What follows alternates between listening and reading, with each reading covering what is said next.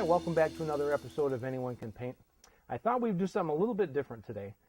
Every day I get emails and phone calls and once in a while a little card or a letter and asking questions about some of the things that I use, some of the equipment, some of the techniques and things like that. So based on a lot of those questions, I thought that maybe today we would kind of focus on the materials and kind of talk about the things that I use and why I use them. Because during the paintings, we don't get a chance to talk about them. I mean, you know what I'm using, but you don't understand why, and maybe look for some of the things if you're interested in painting, what you should get and what you shouldn't get. So I think what we'll do is just do that for today's show. First thing we're going to talk about is paint. Paint comes in a couple different grades. One is called a student grade or an academic grade. The other one's called a professional grade. Now the difference between the two is how much actual color is in the paint as opposed to pigment. So in a student grade, there's going to be much more filler or pigment, or filler and less pigment. In professional, there's more actual pigment, which is true color, and less filler. So I know it's going to be a little deceiving because if you go to an art store and you're going to look and you're going to see possibly a student grade, which is twice the size of this tube, for generally about the same amount of money.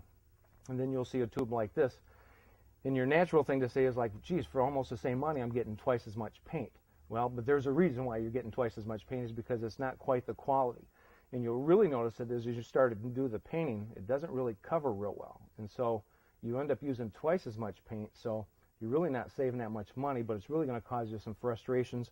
And you're going to think that you're doing something wrong when it's not you at all. It's just you have an inferior kind of a paint. And there are many brands that are professional grade. This is the kind that I use as Galleria. All of my students use this kind. I think this performs as well as any other. There are paints that are more expensive than this. But again, I really go on performance, and I have used the more expensive ones, and I can't tell a difference. So I would suggest you just go with a little bit less expensive. It's probably middle of the road, which is plenty good enough. And it performs really good. It covers well. I think that's the way to go. And that's really is available in retail outlets, so it should be really easy to find. Another one of a big question I get quite often is the white that I use when I paint. I use a gesso. Now gesso is a thinner white paint, and its primary purpose is to use as a primer. It's very similar when you're using a primer on a wall, so you kind of condition it to get ready to accept paint. Well, that is what's done on when you buy canvases or canvas board. Excuse me. That's already primed with the gesso on there, so when you get it and take the wrapper off, you can just get ready to paint. I like to use it to blend with because it's a little bit thinner than white paint out of a tube, and especially on television with the hot lights, it seems to work out a little bit better. Or you can just get the white paint. Either one, they're both going to work fine. The gesso is a little bit more opaque, but the white paint tends to hold its color a little bit better too. The white gesso tends to fade a little bit. So sometimes at the very end of the painting where I want maybe some accent highlighting, where I want it to really get a little bit brighter, sometimes I'll use the white paint just because it holds its white a little bit longer. So those are the paints. The next thing we're going to talk about are the brushes. I use primarily 6 or 7 brushes typically when I paint for myself or on television. And I like to discuss those. This is called a flat bristle brush, and this is about 1.25 inches wide. This is what I referred to on our shows as maybe the biggie or the extra large brush. That's actually what that is about 1.25 inches, and it's just bigger to cover areas quicker. My next size down again is a flat bristle brush. This is a 3/4 inch, and this is the one that I use a lot during a painting. This is kind of like the workhorse. I wear more of this out than I do the other sizes. The next size down, again, still a flat bristle brush. This is a 3/8. Again, you can still do the same things. Smaller areas it maybe is a little bit tighter. And then one that I don't use real often, but sometimes you need, this is an 1/8. And again, the measurement on these is the length across the top of the bristles. Now, one of the questions that I get quite a bit is that people will ask me, what number brush is that? And this is exactly why I don't say pick up your number 8 brush, because what happens is that from manufacturer to manufacturer, the number that's on the handle of the brush can change. You can call it whatever you want. If you and I were going to open a brush company today, we could call that brush, which from this manufacturer is a number 8, We could call that a 306 if we wanted. I mean, there's just no rules in art. So don't get hung up with what number is a certain brush unless it's that same manufacturer, because then they will be similar. I can recall one time when, and I think it was this size, I had worn this one out pretty well, and it wouldn't do some of the things that I wanted it to do because I wanted to get into some tight edges. So I went to get a new one and found that I didn't have any. That was my last one. So I called my supplier up and said, "Can you send me some number 8 brushes?" And he said, "Well, we don't have the manufacturer, the kind that you use, but we have a different one, different manufacturer." And I said, "That's fine, overnight it."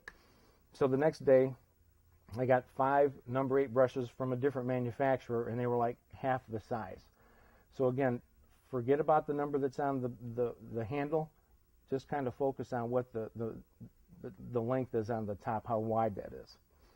Another brush that I use is a fan brush. This is the large fan brush. I don't use this one a lot, once in a while. And then I also have a small fan brush, which I tend to use a little bit more often. Fan brushes are really good at blending color. They do an awesome job at putting grasses and weeds in. It gives you a different kind of a look. You can put those in with the flat bristle brush also. It just gives you a different look and a different type of a weed. But they do a great job. So I would suggest you don't necessarily have to have 2, but certainly get one that's a good size. And the last brush that I use is called a liner brush, and this is the one that you do a lot of the fine detail to, that you add the little twigs and the branches on some of the trees. You can pull up individual blades of grass and weeds and things like that. This is the one that it will take you a little bit of time to get comfortable with, because you have to load it a specific way in order for it to work. You have to handle it a certain way. The paint that you're going to use, you got to add water to it to thin it down, because that's actually how this brush actually works.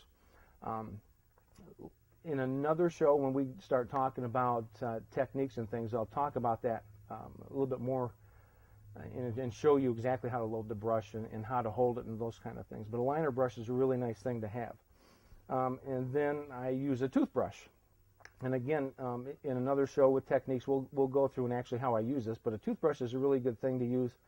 And you can do a lot of splattering techniques with it, where you get some wet paint, and you just kind of rake your thumb across like that, and that kind of spits out little droplets of paint, which you can use as snowflakes, and you can use as little pebbles and little rocks in the path. It does a lot of great things, and it does it quick, and it's so much easier than trying to get a small brush and paint little rocks and little pebbles and those kinds of things.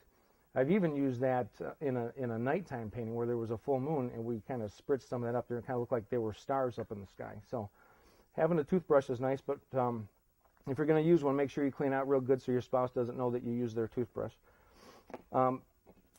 These brushes, now one of the biggest questions that I get is that they'll say, someone will say, like, I went to the store and bought a brush, but it just doesn't perform like the ones that you have. It doesn't bend very well, the bristles don't.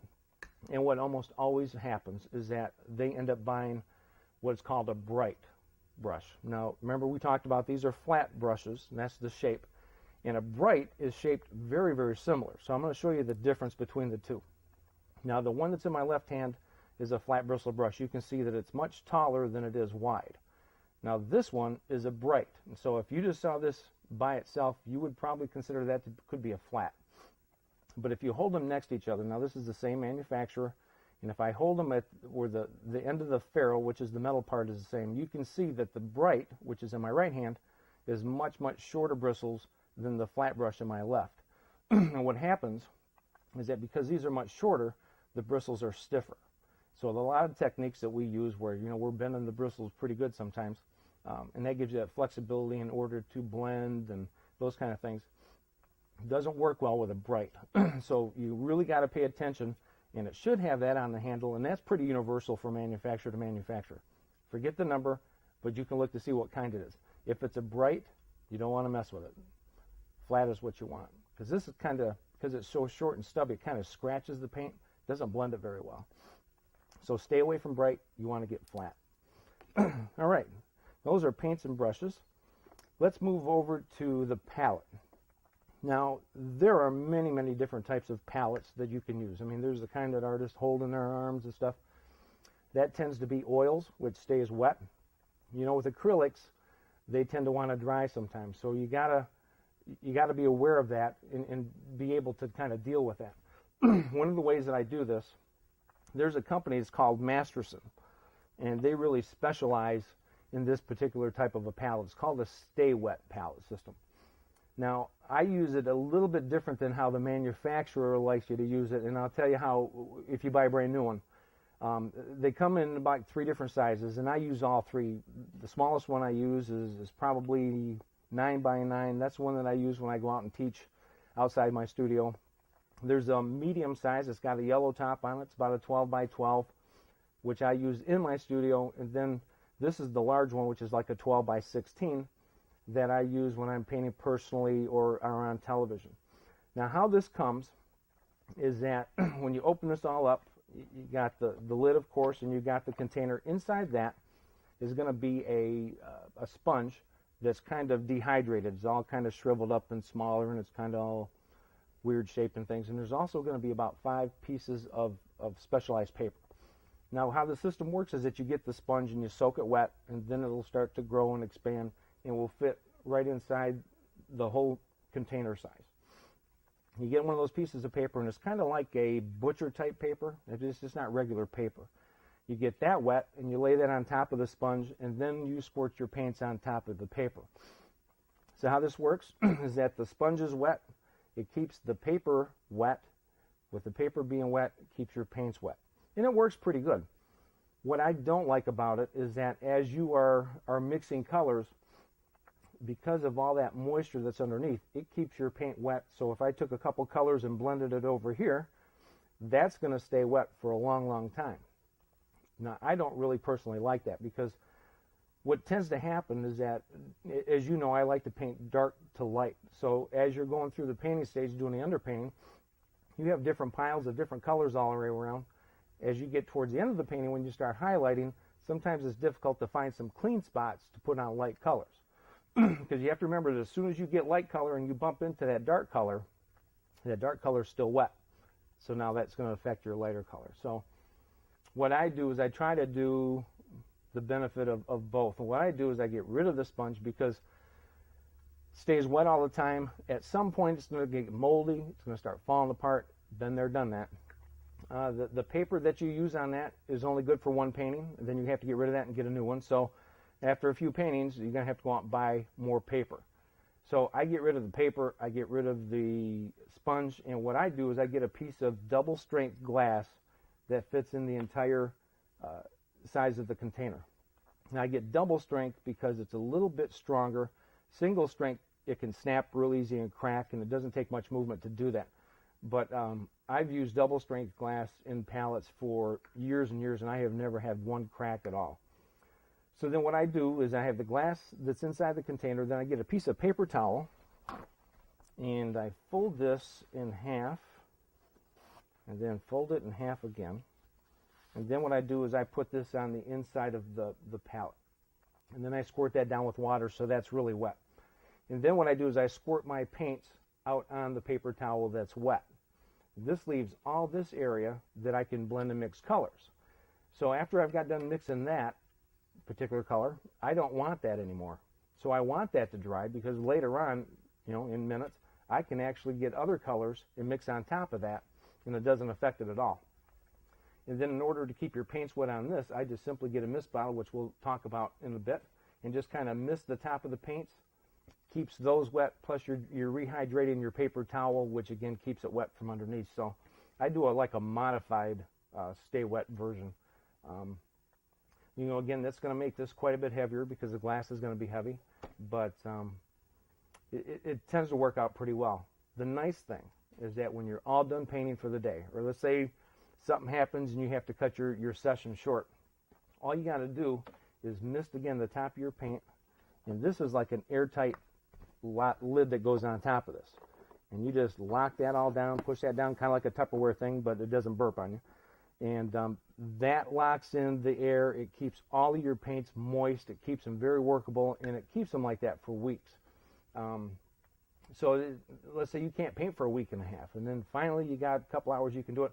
All you need to do is peel off the top of that, maybe just kind of lightly mist your paint, and you can grab brush and you're ready to go. I mean, it's just that quick. And that way you're not really wasting a lot of paint, because if you don't use some kind of a system like that, and if you squirt your paints out on a plate or whatever, as soon as you're done painting for the day, that paint's going to dry fairly quick, so you've got to kind of thrown it away. This way, the paint you don't use stays moist, stays wet, and it's ready to go the next time you want to paint. So if you paint often, or want to consider painting often, I would suggest that you get a system like this. You can get these in the retail outlet for under $20 this size, and you may not need one that's this big. On this particular size, there's actually two colors of lids, and they do represent two different things. The one that's red comes complete with that system that I talked about, with the sponge and with the paper. If you get the blue one, it's a little bit less expensive. It does not have the sponge or paper, and you just get the container plus the lid, which is why I got the blue, because I don't need the paper or the sponge. Then I just, actually what I did is took this down to a glass company and asked them for just clear double strength glass, and I said, I need this to fit, and I just gave them the container, and I don't know if they were busy or they weren't busy, and they said, you can come back in an hour, and it was a perfect fit. Now I have, on the flip of that, I have measured the inside of that and gone in and said, I need a piece that's 11 3/4 by whatever, taking that back to the studio, and it fits in there, but maybe it's a little sloppy. So that's why I just take the bottom of the container, because if they cut it wrong, they'll redo it and make sure that it fits in there really snug for you. So when you pick it up, you know that it's the right size. But I wouldn't mess with that. I just take the container, here you go, not a problem. Next thing we're going to talk about is what you're going to actually paint on. This is called the support. And there's actually three different types of products that you can use. And the first one we'll talk about is called a canvas pad, or some manufacturers call it canvas paper. Not a lot of folks know about this. The really neat thing about this is that, and this comes in a variety of sizes. This happens to be a 12 by 16. A couple different manufacturers make that. But the cool thing is that even though it's, quote, paper, it really doesn't paper at all. And these just kind of rip out, and it's got the feel and texture of actual canvas. Now what you can do is you can put this down on the table, or you can put it on a board if you want to tape it down or whatever. But this is a very inexpensive way of learning technique. So if you just wanted to practice brush strokes, you know, with the liner brush like we were talking about, like that takes a little bit of practice to kind of get a feel for that, to see how it actually works. This is a very inexpensive way of doing that, as opposed to maybe painting on a canvas or something. Again, just lay that down there, and it's got the feel, and it's got the teeth, and that's the teeth of a canvas is actually the material. It's that woven part of it. It's the weave of the canvas that you can feel. That really is a benefit to paint on, because that helps pull the paint off your brush as you're painting. So, and this acts just like a regular canvas does. And again, it's really inexpensive. It comes in a variety of sizes. You don't have to get one that big. It comes a lot smaller. And there's generally about 10 sheets per tablet, so you can get your money's worth out of practicing there. The next thing, which would be maybe the next step up, is called a canvas board or a canvas panel. Again, depends on what the manufacturer wants to call that particular product. This is actually canvas that's wrapped around and glued on a piece of cardboard. So you can see there's a little bit of flexibility to it. This is a great product when you actually want to start combining some techniques and you actually want to start to paint a scene. It's really inexpensive. Again, these come in just a variety of sizes. These come all the way up to like an 18 by 24 and come down to a size that's 3 by 5 and everywhere in between. If you go to a retail outlet to buy canvas panels, these typically come about 3 to a package. And this particular size is a size that I use quite a bit in my classes. It's 11 by 14.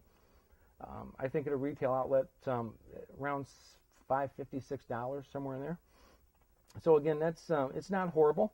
A little bit more expensive than the sheets, but again, this is where I would start to use this, is when I'm ready to start actually putting together a painting after I've practiced techniques and practiced trees and rocks and water, whatever it is, till you feel like you got a little bit of experience, a little bit of confidence maybe, and then you can go on to this. Now the beautiful thing about acrylics, and I do this, is that as you're painting on this, if all of a sudden you feel like this isn't really going in a direction that you want it to go, all you have to do is stop, let this dry, and you can just paint right over the thing with white paint, and you can start all over.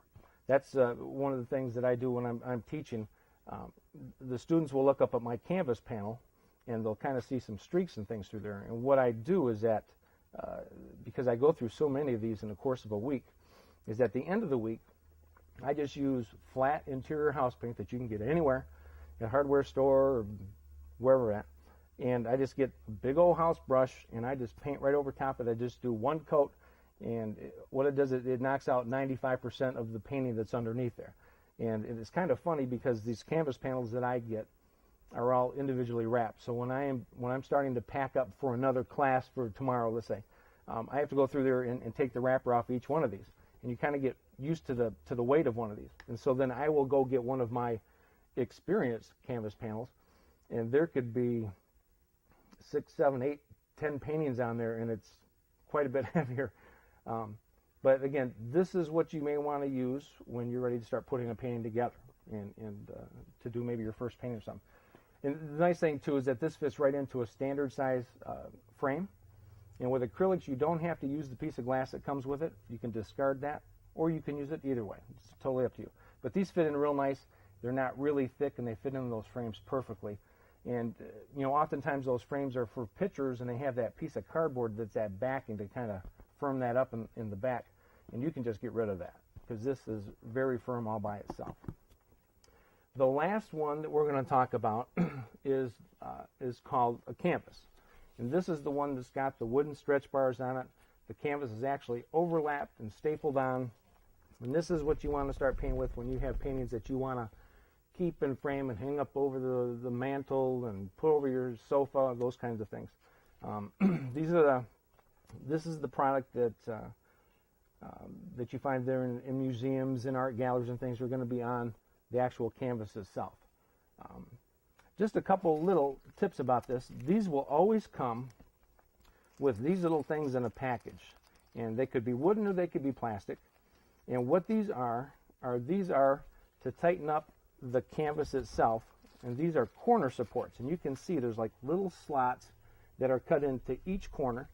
And what happens is that you get one of these and you put it in there and you can kind of tap it in with a little hammer. And what that does is stretches the wood out, which will stretch out your canvas itself. I have a different way of doing that, so I don't get out with the hammer and kertunking it and everything. I usually just throw those away. And what I do is, because there is what we call a bounce to it, and sometimes it's a little bit too bouncy, because when you're up there doing some techniques, you'll see that there's a boom, boom, boom, boom, boom. So what I do is that before I paint, and this is all raw canvas on this side. Remember, this has already been primed with that gesso that we talked about early on.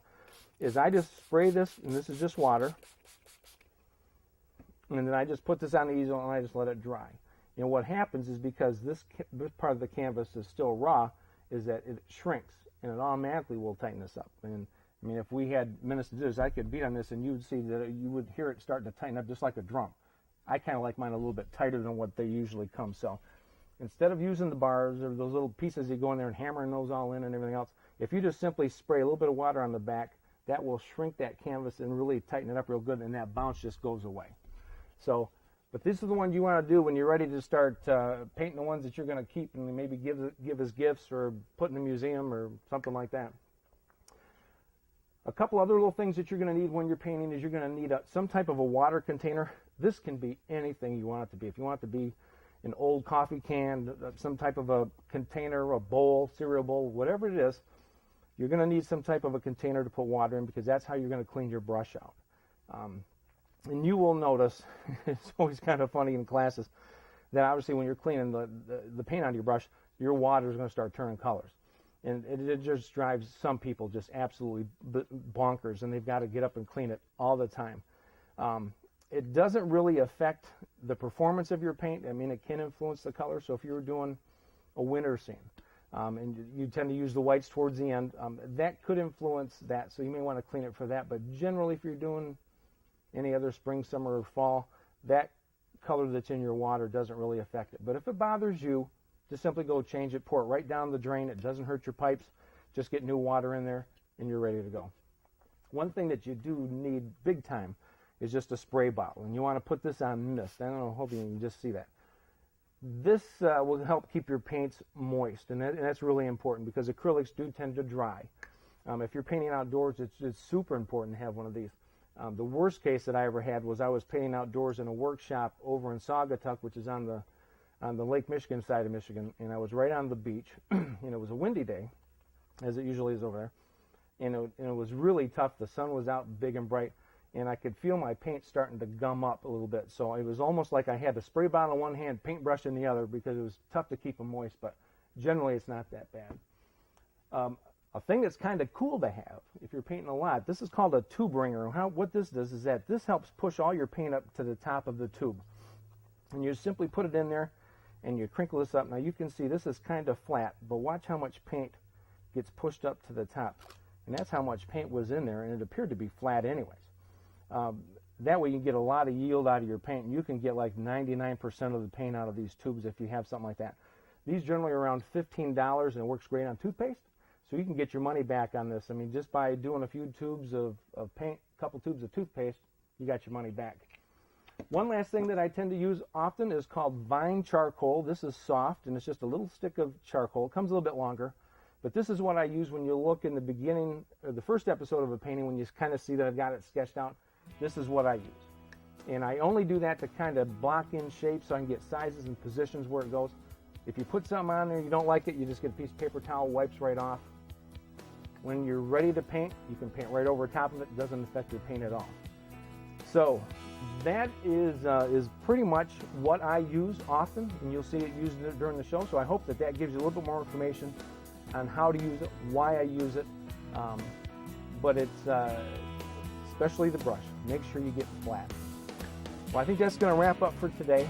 Make sure you get paper towel too. It's not a bad thing to have. Thanks so much for watching. Again, if you have any other questions or comments, please continue to email me. You can call me. You'll see the information at the end of the show. I'd love to help you. I do it every day, and that's really is the fun part of my day is helping other folks. So thanks so much for tuning in, and we'll see you again next week. Remember, anyone can paint.